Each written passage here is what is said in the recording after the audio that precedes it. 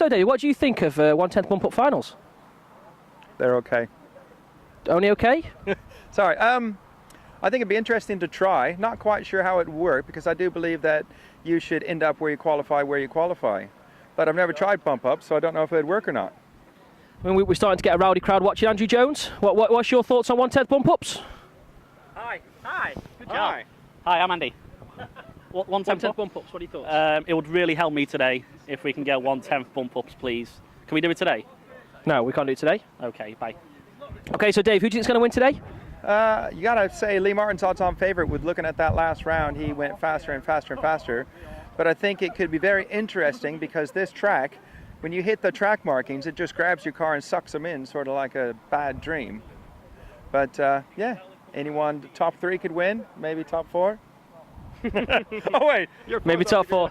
And having a conversation, I think, with some of the guys this morning, talking about F licenses and F1, F2 and F3. I mean, there's some talk of perhaps making F1 slightly more exclusive. I mean, what are your thoughts on narrowing the bandings for F gradings? Well, personally, I would like to see the entry number at the Nationals be reduced down to maybe 80 drivers or so, and make it an elite series. Give everyone at least 5 minutes or 2 5-minute practices, and then put 3 finals for everybody. Okay, so really spice things up a little bit then.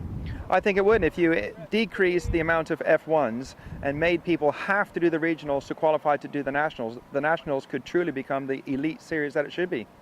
Would that not make it a little difficult for guys doing multi-classes? You know, Lee, Neil, Darren all do 8th. Would they be able to fit in regional requirements to qualify for Nationals? Well, I think if you had, say, for just as a guess, say 20 F1s would automatically get guaranteed entry for the following year. Ah, some interesting thoughts. And how would you improve next year's series? I think we need to have a look at the tracks. Some of the tracks have been okay, but I think it could be better. I personally would like to see open practice on Fridays, you know, because people pay a lot of money, they travel a long ways. It ain't going to make a difference to who's going to win the meeting, but for your average racer from, say, 35 in the series down, they're going to get more track time, and more track time equals fun, because we're here for fun. We don't have any chance of winning, but we would just want to drive our little cars around. No, absolutely. I think a good question. I think I always like to ask the controversial ones. If you had to name your 6 national tracks next year, where would you want to go?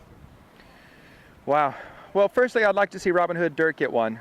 A lot of, you know, I'm not great on dirt, but I think they've done a lot of work there. And I think it would be good to see the UK race one on dirt. Of course, Eden Park is one of my favorite tracks. I don't really like grass, to be honest with you, but this has worked really good today. Yesterday, I thought it was toilet, just rubbish. Kidderminster, I like Kidderminster. Southport is good. We'll see what Torch is like. I know it's way down on the south coast, but apparently it's a good track. And a track I've heard some really good things about is Bolton Raceway out in East Anglia. Apparently it is a very, very high quality Astro track. So something along those lines would be good for me. Okay, so tracks, if you're watching at home, get your applications in. Maybe DC's wishes will come true. Thanks, DC. Thank you, Simon.